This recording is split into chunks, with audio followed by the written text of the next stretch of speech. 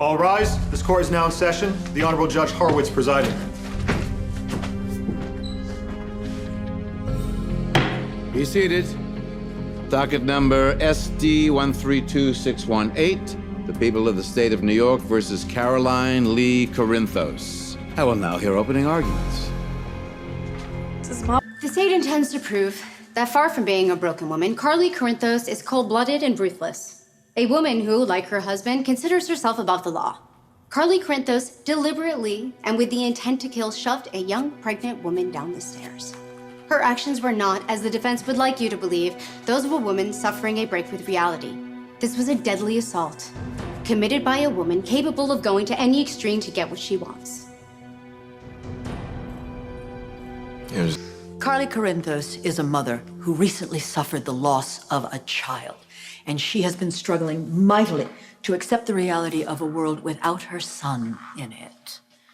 Over these past few months, she has buckled under the strain, succumbing to the delusion that her late son was sending her messages, clinging to the idea that he might somehow still be alive. On the day in question, due to the ongoing agony of this insurmountable loss, she suffered a tragic and blinding fissure with reality. We are not here to deny what happened. We are all here to bear witness to the effects of relentless grief on a mother's broken psyche. The state calls Barbara Jean Spencer to the stand.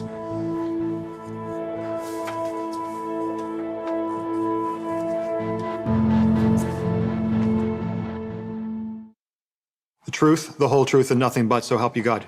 I do. Please state your name for the record. Barbara Jean Spencer. What is your relationship to the defendant? I'm her mother. Take this 1 minute at a time, okay? Miss We're gonna Spencer, get through this. how would you characterize your daughter's relationship to Miss Benson? I wouldn't. Excuse me. Well, to call the systematic campaign that Nell has waged to try and destroy my daughter's life a relationship is laughable. Your Honor, permission to treat the witness as hostile. Granted. In the weeks that followed Morgan's death, the entire family came to rely on Miss Benson, didn't they? Nell was everywhere, taking advantage of the family's grief to ingratiate herself. And Mrs. Corinthos felt threatened by the growing closeness between Miss Benson and her son Michael? No. Are you saying that she approved of their growing relationship? Well, no, but not because she felt threatened. Carly could see that Nell was trying to turn her family against her. She had already pushed Sonny and Carly to the point of divorce.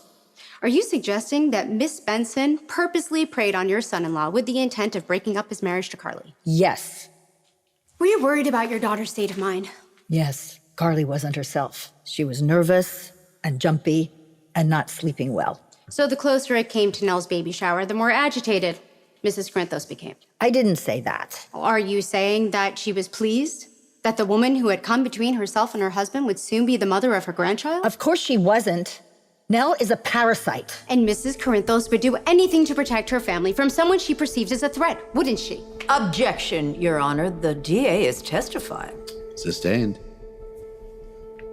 Miss Spencer, in the days leading up to Nell's baby shower, was Mrs. Corinthos increasingly convinced that Miss Benson wanted to separate Michael from his family? Yes. No further questions, Your Honor. Your Honor, the defense reserves the right to question this witness at a later date. Granted. Miss Spencer, you may step down. The state calls Jocelyn Jacks to the stand. I let